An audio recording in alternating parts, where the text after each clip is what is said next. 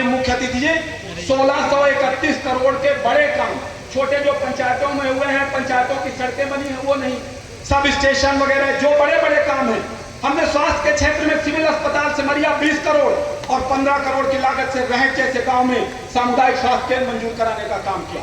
Stadium Simaria में छमुआ stadium भव्य, और उस पार आप जाइए तो बनकुइया में स्टेडियम भव्य, स्टेडियम का काम चालू है, जोरों से प्रारंभ। शंकर जी के तालाब में सूरज लौटती थी, हमारा गौरव शंकर जी का तालाब, उस तालाब को हमने साफ सफाई करके चमन कर दिया और 3 करोड़ रुपए लाकर। मैं पूरे मध्य प्रदेश में घूमने का मुझे मौका मिला है और पूरे मध्य प्रदेश में कार्यकर्ताओं के दिलों में, जैसे हम लोग कहते हैं ना कि शिवराज सिंह चौहान करोड़ों लोगों के दिलों में राज करने वाले नेता हैं, वैसे ही मध्य प्रदेश के लाखों कार्यकर्ताओं के दिलों में राज करने वाले नेता का नाम यदि कुछ है तो आदरणीय कैलाश विजयवर्गीय जी हैं। उनका जोरदार ताली बजाकर अभिनंदन करता। जब पश्चिम बंगाल में प्रभारी बनाए गए थे, बंजर भूमि थी भारतीय जनता पार्टी के लिए पश्चिम बंगाल, जैसे हमारा विंध्य क्षेत्र भारतीय जनता पार्टी के लिए बंजर भूमि थी। लेकिन आज क्या कोई ये कहने का साहस कर सकता है कि मध्य प्रदेश में भारतीय विंध्य क्षेत्र भारतीय जनता पार्टी के लिए बंजर भूमि है? किसी जमाने में मालवा महाकौशल भारतीय जनता पार्टी के गढ़ के रूप में हम लोग देखते थे। बहुत बहुत धन्यवाद। अगर दोनों बात ही हम नीक हैं, नाना हैं, नचे हैं, बुरे हैं, जौन कुछ हैं, कलिया हैं, कोचर हैं, दूल हैं, लागड़ हैं, भाजपा के हैं, तोहार हैं कि ना हैं? कितने नागा हैं, कितने बुरे हो, जितनी का संकट पड़ी भारतीय जनता पार्टी के कार्यकर्ता के लिए, भारतीय जनता पार्टी का नेता अपनी जान आकर के छात्र आकर के मदद करता है, ये आप सब कार्यकर्ताओं को मालूम। इसलिए आज देश के लिए, प्रदेश के विकास के लिए, अपने खुद की सुरक्षा के लिए और पार्टी की समृद्धि के लिए सिमरिया से भारतीय जनता पार्टी की उम्मीदवार पार्टी जैसे विधायक को चुनना जरूरी है कि नहीं जरूरी है? भारतीय जनता पार्टी की सरकार बनाना जरूरी है कि नहीं जरूरी है? कार्यकर्ता बंधुओं, आपके लिए, आपके स्वयं के लिए, पार्टी के लिए, प्रदेश के लिए, रीवा के लिए, सिमरिया के लिए, मध्य प्रदेश के लिए भारतीय जनता पार्टी की सरकार बनाना जरूरी है। इन शब्दों के साथ मंच पर उपस्थित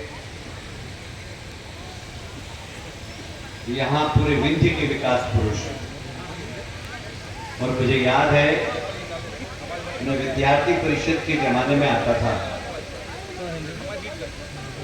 तो जबलपुर से चलता था और रीवा तक आने में मुझे 4 दिन लगते थे, क्योंकि बीच में हम बैठक भी करते थे। अनिल हमारे जायसवाल सतना में है, सतना से रीवा आने में हमको 4 घंटे लगते थे। फिर एक मालिश वाले को बोला कि मालिश भी करवाना पड़ती थी, तब जाकर काम करने लायक बचते थे। और उस पूरे इलाके को चमन बनाने वाले आदरणीय राजन शुक्ला जी, जरा तालियां बजाकर उनका स्वागत करें। मुझे पता नहीं था कि इतना तेज कर रहा है, छोटा सा बच्चा है, और मैंने कहा कि पार्टी ने टिकट दे दिया, जीत गया, पर यहाँ आने के बाद उनकी लोकप्रियता, उनका विकास, उनकी वक्तव्य क्षमता, उनकी शायरी, उनकी कविता देखकर मैं दंग रह गया। ऐसे केपी के लिए जरा जोरदार दोनों हाथ ऊपर करके जोरदार तालियां बजाइए। तो उनकी झलक भी उनमें साफ दिखाई देती है। सब तालियां बजाकर उनका भी जरा स्वागत करें। मुझे राजेंद्र शुक्ला जी से थोड़ी सी जलन होती है।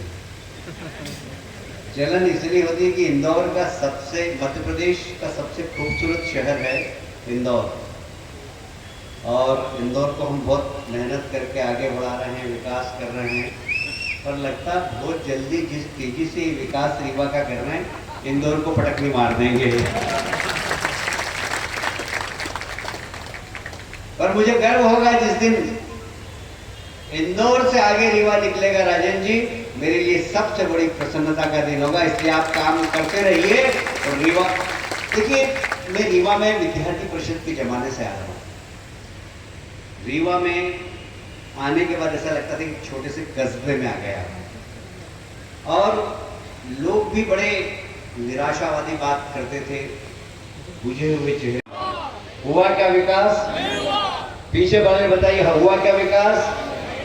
ये विकास कब हुआ?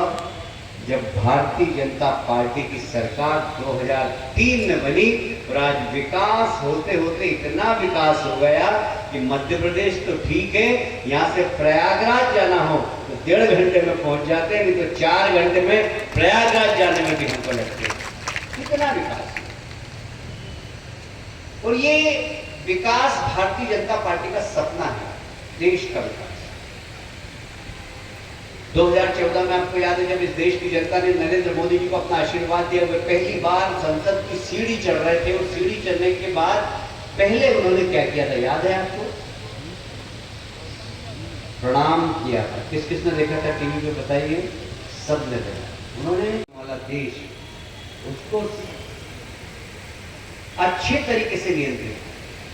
दुनिया के अंदर भारत में कोरोना के नियंत्रण का उदाहरण दिया जाता है कि 140 करोड़ जनता होने के बाद भी डेथ रेट, ये पत्रकार नोट करें, death rate America, England, Japan और चाइना से भी कम है, तो वो भारत के अंदर है। जबकि हमारे यहाँ इतने अच्छे अस्पताल नहीं मिलते अमेरिका में, इंग्लैंड में है, चाइना में। पर प्रधानमंत्री जी का साहसिक निर्णय कि लॉकडाउन, सब अपने घर में रहे, लोगों ने उनके आदेश का पालन किया। देश की जनता को उन्होंने कहा कि अपने घर से मत निकलो। पर हमारे देश के प्रधानमंत्री क्या करते थे, आपको याद है? अपने जवानी के लिए क्या करते थे? क्या करते थे? चाय बेचते थे, मालूम है? किस किस को मालूम? मेरा हाथ उठाए, बोलते क्यों नहीं हो यार?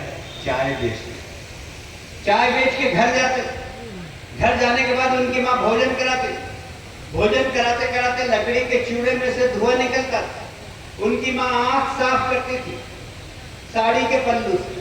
मुझे लगता है कि हमारे देश के प्रधानमंत्री ने उसी वक्त भोजन करते करते तय कर लिया होगा कि मेरी माँ तो क्या, मैं देश की किसी माँ की आंख में आंसू नहीं आने दूंगा। और यही कारण था कि वो गरीब का बेटा जब प्रधानमंत्री बनता है, लाल किले की प्राचीर से झंडा वंदन करता है, झंडा वंदन करने के बाद नीचे उतरता है, भाषण देता है, उसे कुछ दिखाई देता है तो हमारी माता और बहनें दिखाई देती है। वहीं से हमारा देश का प्रधानमंत्री घोषणा करता है कि मैं उज्ज्वला योजना के माध्यम से हमारी गरीब माताओं बहनों को गैस का चूल्हा देने का काम फ्री में करूंगा। 10 करोड़ माताओं के घर में गैस का चूल्हा देने का काम हमारे देश के प्रधानमंत्री। आदमी को जो धर्मांतरण कराता है, जिसको भारत सरकार ने वांटेड कर रखा, उसको शांति दूत का तमका लगाते हो, आपको बोलते हुए शर्म नहीं आती? ये भारतीय जनता पार्टी की सरकार यदि रामलाल को मकान देती है तो रमजान भाई को भी मकान देती है। ये भारतीय जनता पार्टी की सरकार है कि लाडली बहना में यदि राम प्यारी भाई के खाते में 1,000 रुपया डालती है तो रमजान भी के खाते में भी ये 1,000 रुपया डालती है। भारतीय जनता पार्टी की सरकार है। हमने कभी धर्म के आधार पर बांटने की कोशिश नहीं की समाज को। हमारा नारा है सबका साथ, सबका विकास, सबका विश्वास और सबका प्रयास। ये हमारा मूल मंत्र है। और इसलिए नागरिक बंधुओं में आपसे निवेदन करना चाहता हूं, कार्यकर्ता बंधुओं, आपके ऊपर एक बहुत बड़ी जवाबदारी है। आज आपने देखा होगा विपक्ष के अंदर सब एक दूसरे ले रहे हैं। एक बार एक दिन लेके हवाई जहाज ममता जी लिखी, बिहार गई, उत्तर प्रदेश गई, महाराष्ट्र गई, वहां गई, टीवी में बताया कि ममता जी देश के सब मुख्यमंत्री और सबको मिलकर आए। दूसरे दिन केजरीवाल निकले, हवाई जहाज लेके, वो भी मिलकर आए। तीसरे दिन बिहार के मुख्यमंत्री वो भी निकले, वो भी सब लोग मिलकर आए। आपस में निपटती इनकी। अभी जैसा बताया गया, मैं बंगाल का प्रभारी था। बंगाल के अंदर ममता जी कांग्रेस के कार्यकर्ताओं की हत्या करवाती, भारतीय जनता पार्टी के कार्यकर्ताओं की हत्या करवाती, सीपीएम के कार्यकर्ताओं की हत्या करवाती। पिछले दिनों नगर पालिका के चुनाव में 1 महीने के अंदर 70 कार्यकर्ताओं की हत्या हुई, जिसमें कांग्रेस के लोग भी थे, सीपीएम के लोग भी थे। पर दिल्ली में आते हैं कांग्रेस के लोग, बंगाल के और सीपीएम के, तो ममता जी के साथ खड़े हो जाते हैं, हाथ मिलाते हैं। क्यों? मोदी पहुंचा। मैं आपसे पूछना चाहता हूं, मुझे घटना याद आ गई। जिस प्रकार ये सारे लोग आपस में झगड़ते हैं अपने अपने प्रदेशों में, दिल्ली में आते हैं तो एक हो जाते हैं। इंडिया बना लिया मोदी जी को हटाने के लिए। अभी गुजरात में बाढ़ आई थी, मेरे एक विद्यार्थी हैं, मेरे से जूनियर, वो पायलट हैं, वो हेलीकॉप्टर लेके गए, जहाँ जहाँ बाढ़ आई थी वहाँ पर मनुष्य थे तो उनको भोजन बांट रहे थे, कि जानवर फंसा हुआ था तो उनको उनकी खाद्य सामग्री बांट रहे थे। एक छत पर उन्होंने देखा कुत्ता बैठा हुआ है एक कोने पे, दूसरे कोने पे बिल्ली बैठी है, दोनों एक दूसरे को देख लिए। तीसरे कोने पे सांप बैठा है, चौथे कोने पे नेवला बैठा हुआ, दोनों एक दूसरे को नहीं देख रहे। बीच में चूहा इधर उधर घूम रहा है, बिल्ली उसकी तरफ नहीं देख रही है, चूहा डर भी नहीं रहा। क्यों? बाढ़ आई थी, सब अपनी जान बचाने के लिए छत पर बैठे। इस देश के अंदर मोदी जी के विकास की बाढ़ है, इसलिए सारे राजनीतिक दल एक साथ बैठकर इंडिया बनाकर मोदी को हटाना चाहते हैं। मैं आपसे पूछना चाहता हूं, मोदी जी ने इन 9 साल के अंदर जो काम किए, ये पत्रकार बैठे जरा मेरा नोट करें। जब अटल बिहारी वाजपेयी जी ने 2004 में इस देश की बागडोर छोड़ी, तब इस देश का बजट 6 लाख करोड़। 10 साल तक मोनी बाबा प्रधानमंत्री रहे, मनमोहन सिंह जी 10 साल तक। 2014 में जब देश की जनता ने उनको घर भेजा, इस देश का बजट था 12 लाख करोड़। 10 साल में 6 लाख से 12 लाख करोड़ हुआ। मोदी जी को बने 9 साल हुए, ये 12 लाख से देश का बजट 46 लाख करोड़ हो गया। 46 लाख करोड़, इसलिए कि भ्रष्टाचार समाप्त हो गया। मोदी जी इसीलिए कहते हैं भ्रष्टाचार भारत छोड़ो, तुष्टीकरण भारत छोड़ो, परिवारवाद भारत छोड़ो। राजेश जी पिछले दिनों अमेरिका में गए थे, हमारे देश के प्रधानमंत्री। अमेरिका की पार्लियामेंट में उन्होंने भाषण दिया। भाषण में उन्होंने कहा कि मैं पहली बार आया था जब हमारे देश की अर्थव्यवस्था दुनिया के अंदर 10वें नंबर,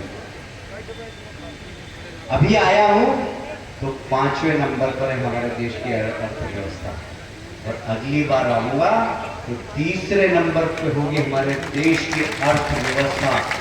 यह आत्मविश्वास है हमारे प्रधानमंत्री का। यह आत्मविश्वास इसलिए है कि 140 करोड़ जनता आज उनके साथ खड़ी हुई है। अरे इंफ्रास्ट्रक्चर खड़ा कर दिया, सनसनाती हुई सड़कें बन गई। क्या इसलिए आप मोदी जी को हटाना चाहते हैं? अरे चाइना जैसे देश जिसकी सेना हमसे 3 गुना है, भारत की तरफ बकरी दृष्टि से देखती थी। मोदी जी ने सेना का इतना जबरदस्त सशक्तिकरण कर दिया कि सेना का आत्मविश्वास आज आसमान पर है। ये चाइना के छोटे छोटे सैनिक जब डोकलाम में अंदर घुसने की कोशिश कर रहे थे, हमारे 6 फुटिए हरियाणी और पंजाबियों ने दोनों हाथ से दबाया और उठा के फेंक दिया नाले में। पता नहीं कितने चाइना के सैनिक मारे गए। ये भारत की सेना का आत्मविश्वास। चुनाव को लेकर के क्या तैयारी होती है? बहुत तैयारी है। पोलिंग बूथ तक हमारा सशक्त है। हमारे लगभग 65,000 पोलिंग बूथ है। वहाँ पर हमारी चल रहा था, अभी बीच में कांग्रेस से आए हैं। चुप रहो जरा। 65,000 पोलिंग बूथ थे। उसके सशक्तिकरण का कार्यक्रम में हर पोलिंग बूथ पे हमारे पास कार्यकर्ता हैं और वो जनता के बीच में जाकर सरकार की योजनाओं और उनके लाभान्वित होने वाले कार्यकर्ताओं से मिल रहे हैं। और हमें विश्वास है कि हम 160 से ज़्यादा सीटें मध्य प्रदेश में जीतेंगे और एक बार फिर से सरकार बनाएंगे। टिकट के बंटवारे को लेकर के क्या नीतियाँ बनाई गई हैं? पुराने विधायकों की टिकट कटेगी या फिर? अब ये नीति सार्वजनिक थोड़ी की जाती है। बीजेपी के विरोधी माने जाने वाले व्यक्ति को कैसे दोबारा बीजेपी ने एक्सेप्ट कर लिया? इसमें क्या रणनीति थी और क्या योजना बनाई गई इसके तहत? अब देखिए, ये ऐसे प्रश्न हैं जिसका जवाब इस प्रकार नहीं दिया जा सकता, पर ये बात सही है कि भारतीय जनता पार्टी को जो भी व्यक्ति योगदान देगा हम उसका स्वागत करेंगे। सागर में मल्लिकार्जुन ने आज घोषणा की है कि वहाँ पे संत रविदास जी की विश्वविद्यालय बनाया जाएगा उनके नाम से, अगर सरकार बनती है तो। जी, अगर कांग्रेस की सरकार बनती है मध्य प्रदेश में तो सागर में संत रविदास जी के नाम से एक विश्वविद्यालय खोला जाएगा। अगर बोला ना उन्होंने, इसका मालूम है कि उनको विश्वास ही नहीं है कि सरकार बनने वाली। और हम दावे से कह रहे हैं कि हमारी सरकार बनने वाली है। 100 करोड़ रुपए में मंदिर बन रहा है और संत रविदास जी का प्रदेश ही नहीं देश के अंदर जो सम्मान कांग्रेस ने नहीं दिया वो सम्मान हम देने का काम करेंगे। लोकसभा चुनाव को लेकर क्या क्या तैयारी? लोकसभा चुनाव में हम 350 से ज़्यादा सीट जीतेंगे और एक बार फिर से मोदी जी देश के प्रधानमंत्री